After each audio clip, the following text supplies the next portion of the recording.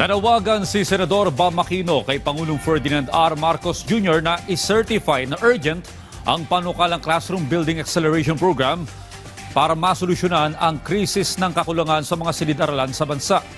Para sa Senador, hindi kayang resolbahing mag-isa ng Department of Public Works and Highways ang problema.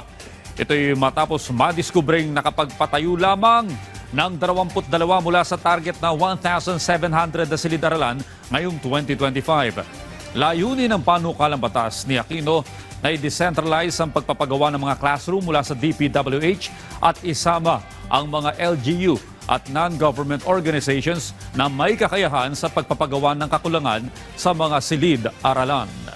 Lahat po tayo nagulat nung nalaman natin na 22 lang ang classroom na ginawa ng DPWH ngayong taon. Ang backlog po natin 145,000 pataas. Kaya yung 22 na paggawa ng DPWH, hindi po talaga yan katanggap-tanggap. Mga local government unit, mga NGO na may track record, sabay-sabay po yan para ma-address po natin yung napakalaking problema po natin sa edukasyon.